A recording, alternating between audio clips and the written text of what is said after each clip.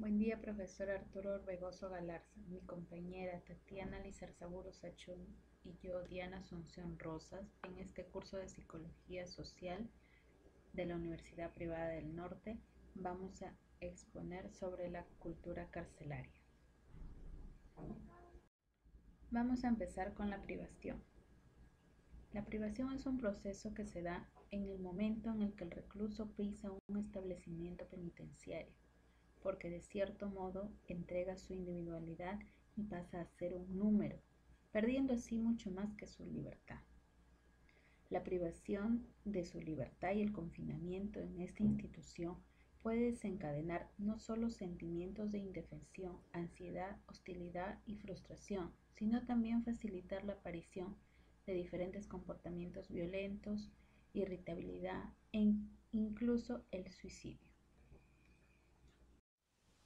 Una cultura posee tres aspectos esenciales: normas de conducta que regulan la vida de los miembros del grupo, existencia de grupos sociales, es decir, las personas están identificadas con un grupo determinado, y la existencia de papeles, actitudes o actuaciones, lo que significa que las reglas y el grupo determinan la manera de actuar y es una muestra que ellos comparten valores. La asimilación de esta cultura es obligatoria para lograr una integración al grupo de internos, aun cuando su asimilación genere una fuerte presión psicológica en el individuo. El no asumir esta cultura hace que el interno sea rechazado y ubicado en el peor estrato social dentro de la prisión. ¿Esta cultura qué implica? Implica que el individuo debe adaptarse para la supervivencia. Es por ello que debe existir una comunicación entre la población reclusa. Así también exige una adaptación humana y de organización sobre un ambiente determinado, ¿no? Que en este caso es adverso por las condiciones espaciales y físicas que presenta el lugar. Además, tiene que ser reconocido como un conjunto de normas, valores, actitudes y conductas que se dan entre los internos. Por ejemplo, no andar sapeando, no robar las cosas de otros y respetar las reglas institucionales que son propias del funcionamiento del penal y que al no ser obedecidas pueden recibir una sanción grave y negativa. Subculturas que se presentan dentro de esta cultura carcelaria. Ellas devienen de la propia naturaleza de la misma cárcel. Es por ello que se tiene en cuenta la subcultura organizacional de los aparatos de la administración de la prisión, la subcultura de los vigilantes o los custodios y la subcultura de los internos o los prisioneros.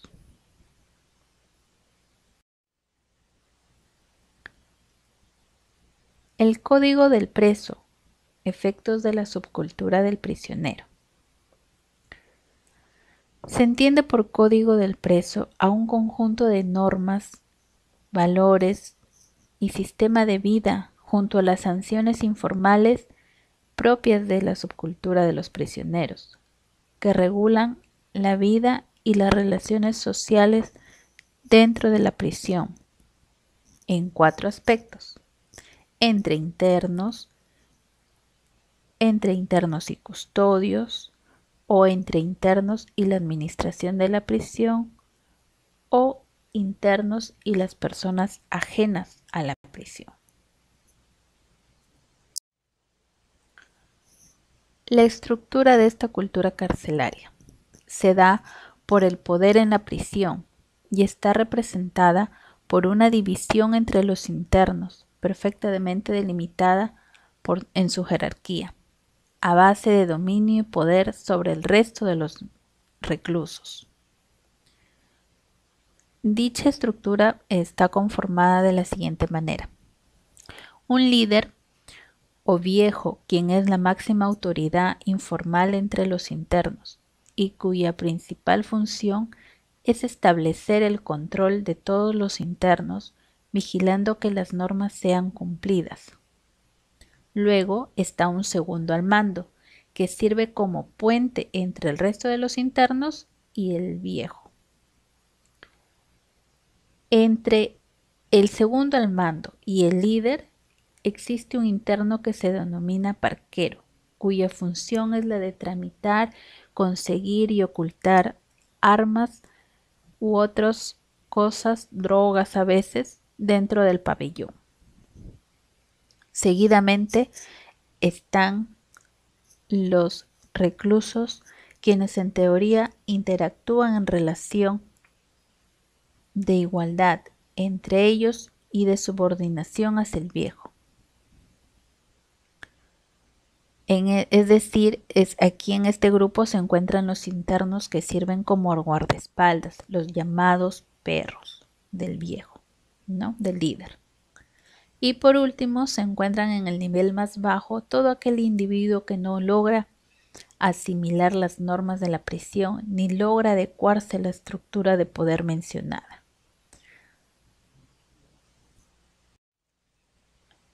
El comportamiento. La normativa entre los prisioneros establece parámetros como, por ejemplo, no dejarse morir en prisión, todo lo prometido es deuda, aquí la palabra es documento, o cualquier acto es válido si necesito hacerme respetar. Esto constituye manera de comportarse ante situaciones diferentes.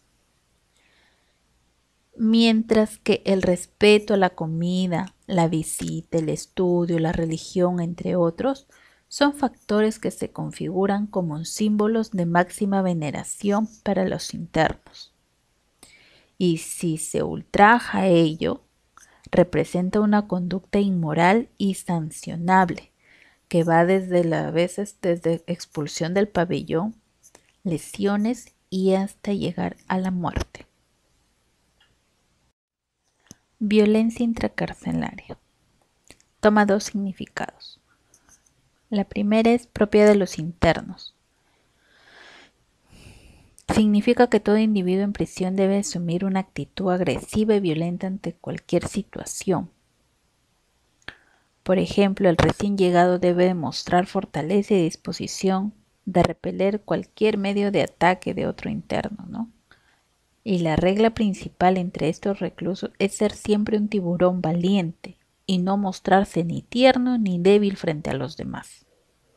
El segundo significado es para el control interno.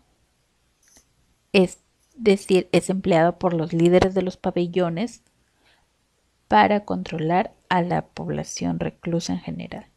El líder es quien mantiene el control de los demás internos a través de empleo de distintas sanciones, con la finalidad de ganar el respeto o castigar o lesionar a quien le ha robado algo e intimidar a los demás, ganando así respeto a sus propiedades y en su integridad en general. Vistas así las cosas, la violencia asegura en cierta medida la integridad física del individuo. Ahora doy pase a mi compañera para que continúe con la explicación. Continuando con la exposición, dentro de un centro penitenciario tenemos tres tipos de delincuentes diferentes. En primera, tenemos el delincuente primario. Es el típico reo recién llegado, una persona sumisa, que mantiene conductas prosociales frente al resto. ¿Qué entendemos por conductas prosociales? Son actos realizados en beneficios de otras personas con el fin de generar simpatía con el resto, ayudando, cooperando, mostrando generosidad, entre otros actos. Frente a esto, también el delincuente primario se rehúsa a pegarse al código penitenciario. En segunda tenemos al delincuente ocasional, que es el típico reo que no tiene problemas para vivir bajo las normas de la sociedad, pero en el momento que se le da la oportunidad comete algún acto delictivo. Normalmente trata de minimizar el acto justificándolo. Luego de esto, y por último, tenemos el delincuente habitual. El crimen es como su estilo de vida. Ya es el antiguo reo que normalmente ya conoce todas las reglas que hay dentro de este centro. Considera que las actividades ilegales le dan mayor satisfacción que las legales. Ellos están completamente familiarizados con las normas de la cárcel. Ahora, se podría decir que a mayor tiempo de estancia en una prisión, mayor será el grado de conducta del preso. Si bien es cierto, también influye el hecho de que el interno sepa que ya pronto saldrá de la cárcel y regresará a la sociedad, así que puede empezar a recuperar los valores y actitudes olvidadas o no aplicadas dentro de la cárcel para prepararse a la inserción social y recuperar su vida. Ahora, los efectos psicológicos que una persona podría llegar a tener dentro de un centro penitenciario vendrían a ser los siguientes: los cambios de sexualidad, la ansiedad, la despersonalización, la ausencia de expectativas, la baja autoestima y la pérdida de intimidad. En el caso de los cambios de sexualidad, al estar rodeados de personas de tu mismo género, ellos empiezan a sentir atracción por sí mismos. La ansiedad vendría a ser la abrumación que una persona siente al encontrarse encerrado dentro de un centro. La despersonalización: al momento que un reo ingresa como nuevo a un centro penitenciario, les quitan la identidad del nombre asignándoles un número. Por otro lado, la ausencia de expectativas vendría a ser solamente en basarse en salir a libertad, mas no cuentan con una expectativa dentro de este centro. La baja autoestima vendría a ser la pérdida del amor propio. Y por último, la pérdida de intimidad. Al momento de encontrarse o vivir más que todo dentro de un centro penitenciario, los reos pierden la intimidad dentro de sus cuartos, dentro de los baños, dentro de las duchas y en todos los lugares o ambientes que se encuentran dentro de un centro.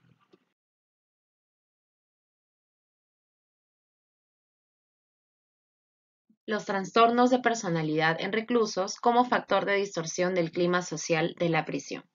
Los trastornos de personalidad pueden describirse como un estilo de comportamiento, relación, pensamiento y de cómo una persona puede afrontar las dificultades, lo que es en definitiva una forma especial de personalidad patológica.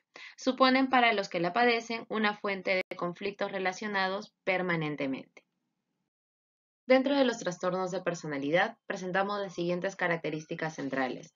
Una de ellas es la tendencia a entrar en círculos viciosos o autodestructivos, a consecuencia de las grandes limitaciones de su personalidad en las capacidades de adaptación al entorno. Otra de ellas vendría a ser la poca estabilidad, tanto emocional como cognitiva, lo que conlleva a rápidos y frecuentes cambios de humor e interpretaciones distorsionadas de la realidad. Por último, tendríamos la inflexibilidad adaptativa en las relaciones interpersonales y en el entorno, con gran dificultad para relacionarse a manera de modulación en funciones de circunstancias frente al estrés o relacionarse adecuadamente ante la frustración. Continuando con los trastornos de personalidad dentro de los centros penitenciarios, vendríamos a presentar los más comunes.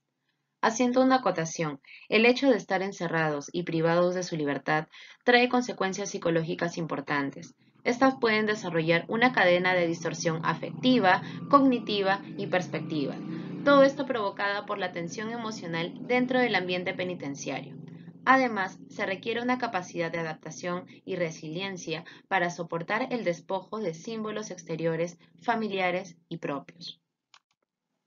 Ahora pasaremos a mencionar los trastornos de personalidad más comunes en centros penitenciarios. El primero de ellos vendría a ser el trastorno antisocial, que tienden a hostigar, manipular o tratar a las personas con crueldad e indiferencia. No muestran culpa ni remordimiento por su conducta. El segundo sería el trastorno límite de la personalidad. Hace que la persona tenga dificultad con sus emociones, provocando estados de ánimo bruscos, ser impulsivos y tener problemas de autoimagen. Por otro lado, el trastorno paranoide genera una desconfianza y recelo de los demás de forma prolongada, provocando estados de ansiedad.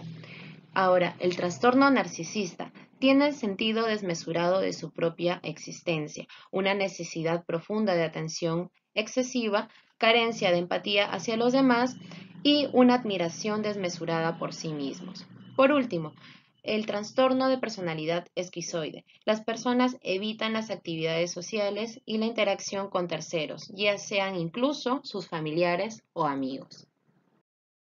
Para finalizar, dentro de la cultura carcelaria tendríamos que tomar conciencia que existe la doble penalización. El hecho de que la persona ya esté dentro de un centro penitenciario por haber cometido actos indebidos fuera de ello, en este caso la sociedad, convierte a la cárcel en un castigo peor que la pena formal que se le impuso. Y asimismo, dentro de la cárcel, los niveles de violencia convierten a la prisión en un lugar en el cual pueden perder incluso la vida. Esto sería todo. Esperamos haya quedado claro de cómo es la cultura dentro de un centro penitenciario frente a las distintas personalidades patológicas de los reos. Muchas gracias.